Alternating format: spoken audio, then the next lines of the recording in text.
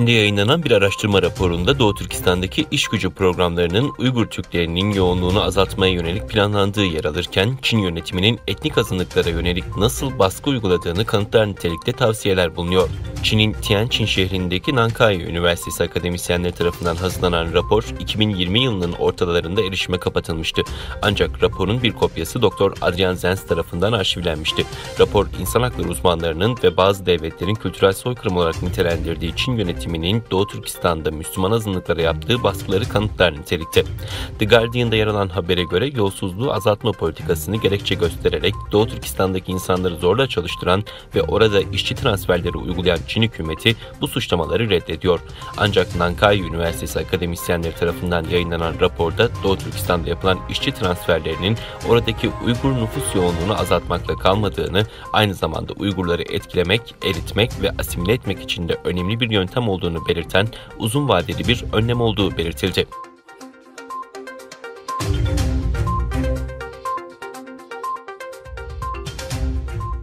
Büyük Birlik Partisi Genel Başkanı Mustafa Destici, Çin'in Uygur Türklerine yaptığı zulümlerden bahsederek bazıları diyor ki Çin'e savaş mı açacak? Gerekirse açarsın. Bizim dünyada korkacağımız hiçbir ülke yok ama savaştan önce yapacağın işler var dedi. Destici açıklamasında biz bu konuda çok gür bir şekilde sesimizi çıkartıyoruz. Türkiye Büyük Millet Meclisi'nde de kamuoyu önünde de. Ben hatta çok ilerisini söylüyorum. Bazıları diyor ki Çin'e savaş mı açacak? Gerekirse açarsın. Bizim dünyada korkacağımız hiçbir ülke yok ama savaştan önce yapacağın işler var. Savaş yapmanın bir sürü farklı yolları var. Ekonomik ilişkileri dondurmak da bir savaştır. İkili ilişkileri dondurmak da bir savaştır. Yaptırım kararları almak da bir savaştır.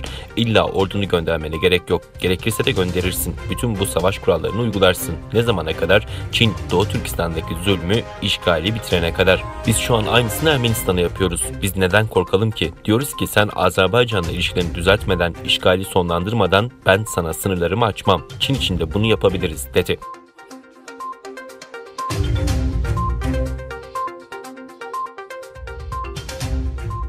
Joe Biden yönetimi ABD'nin geçici ulusal güvenlik strateji belgesini yayınladı. Washington yönetimi askeri varlığını yükselen rakibi Çin ve Rusya'ya karşı Pasifik bölgesiyle Avrupa'da arttıracak.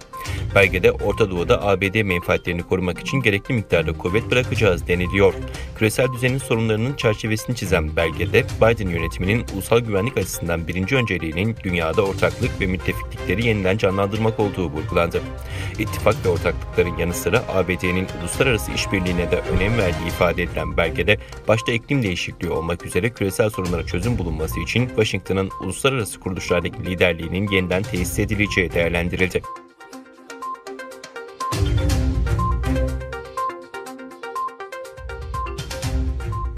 Pew Araştırma Merkezi tarafından yayınlanan anket sonuçlarına göre her 10 Amerikalı'dan 9'unun Çin'i ülkeleri için tehdit olarak gördüğü tespit edildi. Sonuçlar Çin'in gücünü kısıtlamanın ABD'nin en önemli önceliği olduğunu düşünenlerin oranının son 3 yılda %16 arttığını gösterdi. Bununla birlikte kendini cumhuriyetçi olarak tanımlayanların %72'siyle demokrat olduğunu belirten kişilerin %37'sinin Çin'e karşı sert bir tutum izlemenin Pekin'le güçlü ekonomik ilişkiler kurmaktan daha önemli olduğunu düşündüğü bildirildi. Ankete katılanların çoğunlukla Çin'in Hong Kong özel idaresinde ve Uygur Özerk Bölgesi'nde yaptığı insan hakları ihlallerine atıfta bulunduğu belirtildi.